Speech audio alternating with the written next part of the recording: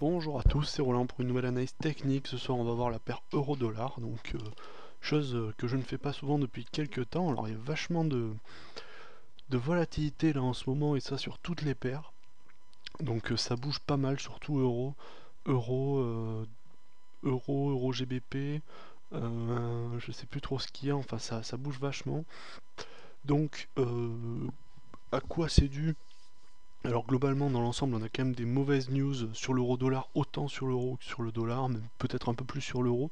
En tout cas sur l'euro on a des problèmes, les news ne sont pas bonnes à la production et sur le dollar plus à la consommation. Sur le dollar on a eu les consommateurs du Michigan qui s'est sévèrement dégradé, je crois qu'il est à 71,8 alors qu'il était à quelque chose comme 75, 76, enfin il y a eu un bon carton. Et sur l'euro, donc dans la semaine actuelle, enfin la semaine passée, on a eu les PMI français et allemands. Alors le PMI français, bon, il est toujours cataclysmique, il est à 44. Ce qu'il faut savoir, c'est que le PMI, quand il est au-dessus de 50, c'est bon, s'il est en dessous de 50, c'est pas bon. C'est un indice de sondage, donc c'est pas une mesure évidente, qui est loin d'être triviale à interpréter. Mais bon, globalement, dans l'ensemble, au-dessus de 50, c'est bon, en dessous, c'est pas bon. Donc à 44, on commence déjà à être sévèrement en dessous. Et les Allemands qui étaient au-dessus de 50 il n'y a pas longtemps, mais ils sont passés en dessous, ils sont à 48,9, je crois, quelque chose comme ça. Donc c'est pas bon du tout, du tout. Le ZIU, c'est pareil, il est pas terrible, je crois qu'il s'est dégradé encore côté allemand. Donc, le ZIU allemand, c'est quand même important comme indicateur. Voilà, les prix à la consommation sont à plat, il n'y a pas de changement.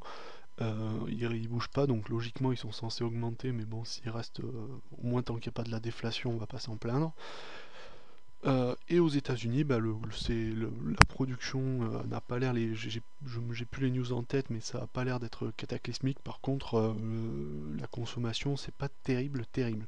Donc, bon, à qui est le pire, on ne peut pas trop le définir. Donc, on va vraiment rester sur analyse technique.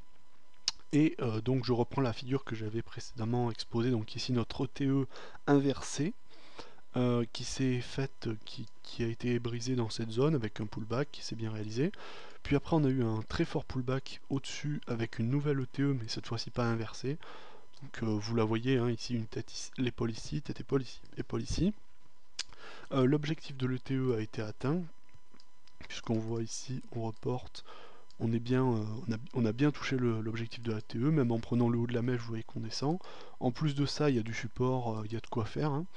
Ici, vous voyez, on a de quoi repousser. Donc on fait à la fois un rebond sur l'ancienne ligne, disons le pullback authentique sur la résistance oblique et devient support à partir du point où on la casse, c'est-à-dire à partir de ce moment-là. Donc elle devient support à partir de ce moment-là, ici, puis à nouveau ici.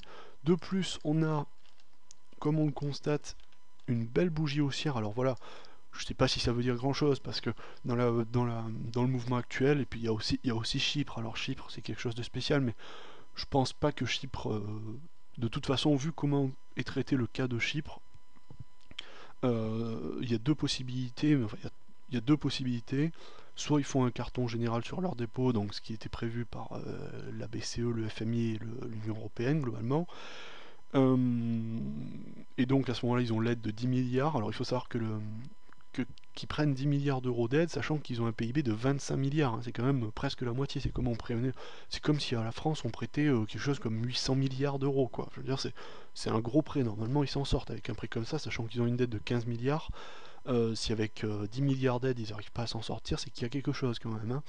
Donc à ce moment-là, ils ont ces aides-là. Euh, et disons qu'ils nous font soit de la récession tranquillement, soit ils s'en sortent. Bon, globalement, de toute façon, l'effet de Chypre dans l'Union Européenne, il n'est pas grand-chose. Hein. Le Chypre, je crois que c'est quelque chose comme 0,2% hein, du PIB. De toute façon, le PIB européen, c'est quelque chose comme 15 000 milliards et Chypre, c'est 25 milliards. Donc, bon, on n'est pas à ça près, quoi. C'est pas le carton général. Et c'est pour ça, d'ailleurs, que tout le monde est oppressant, hein, parce que si c'était les Grecs, on aurait peur, parce que bon, les Grecs, ça reste quand même 300 milliards dans le PIB, et une dette qui est plus grande que le PIB, donc qui doit être, il doit être à 500 milliards, sachant qu'on y est vachement exposé, alors que là, bon, la France, c'est 90 millions pour Chypre, et les Allemands, c'est 60 millions, ils sont tout à fait prêts à accepter de prendre les pertes, finalement. Donc au pire, disons que là, l'Allemagne a une grosse manœuvre d'exigence finalement. Elle peut dire, voilà, vous prenez le plan, vous le subissez totalement. C'est-à-dire que là, il n'y a pas de demi-mesure, c'est vraiment le plan d'austérité vraiment très très sévère. C'est vraiment grave, hein, un plan comme ça. C'est le moment où la dette dépasse le cadre, disons, du droit international. Enfin, j'y connais pas grand-chose, mais après avoir lu quelques petits trucs, apparemment, la dette ne peut pas... on n'est pas obligé de rembourser la dette dès lors que elle devient trop oppressante pour les populations, et lorsque, au moment où on est obligé d'aller chercher dans les comptes bancaires pour la rembourser, c'est que c'est plus vraiment la dette de l'État. Maintenant, on lie vraiment la dette de l'État à la dette de la nation, qui est la dette privée plus la dette publique. Et quand on vient chercher la dette privée pour la ramener sur la dette publique, euh, c'est quand même assez grave d'un point de vue, je dirais, humaniste, quoi. C'est vraiment grave. Et donc la BCE joue très clairement de cela, et puis la BCE ne joue pas son rôle non plus, parce que la BCE devrait prêter aux banques, parce que c'est quand même, on dit à Chypre, il n'y a pas de banque centrale qui marche là-bas, enfin, elle n'a pas le droit de prêter enfin, elle n'a pas le droit de prêter à l'État, et normalement c'est à la BCE de sauver les banques chypriotes. La BCE ne fait pas son rôle, elle dit si vous ne faites pas les coupes budgétaires, nous, on n'aide pas on n'aide pas les banques en liquidité, mais la BCE n'a aucune autorité sur les mouvements budgétaires. Et ça remet tout à fait en cause le rôle de la BCE, puisqu'elle ne devrait pas intervenir à ce niveau-là. Voilà, donc pour moi, Chypre, tout simplement, il y a deux cas possibles, et dans les deux cas, ça craint rien, il y aura pas grand-chose qui va se passer, il n'y a rien de systémique. Et puis bon, ça reste un paradis plus ou moins un paradis fiscal, avec des comptes russes, enfin, et apparemment, c'est pas forcément très grave d'un point de vue européen. Voilà, donc pour moi, la crise de Chypre n'a pas grand-chose à voir avec le cours de l'euro-dollar, il n'y aura pas de gros mouvements, a priori, hein. Après, je sais pas s'il y a des données cachées à ce niveau-là, mais en tout cas, en termes de niveau de PIB, niveau de dette, l'exposition n'est pas très importante. Voilà, donc mon avis sur l'euro-dollar, il est haussier dans cette mesure où aujourd'hui, là, on est vraiment dans la véritable dynamique du pullback. On reprend à la hausse sur un support qui est à la fois la résistance oblique et le dernier plus bas ici, disons un niveau autour de 1,28,9, avec une belle bougie haussière qui vient couronner les 4 dernières. Donc, à mon avis, là, on est quand même dans un cadre d'avalante haussière.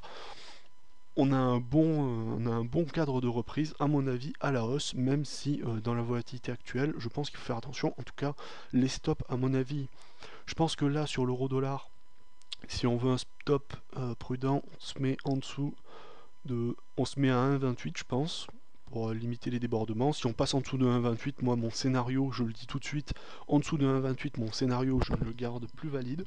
En dessous de 1,28, je ne serai plus haussier. Enfin, pas sur ce scénario-là en tout cas. Donc, je reste haussier pour l'instant, dans cette mesure-là. Pour longtemps, à mon avis, je pense que là, on est bien parti.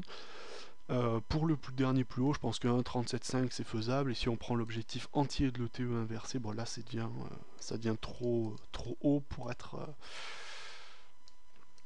disons, pour être mesurable finalement.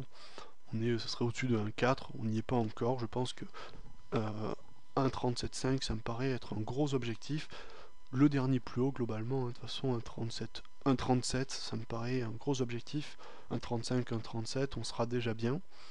Voilà, donc haussier jusqu'à 1,37 et scénario invalide en dessous de 1,28.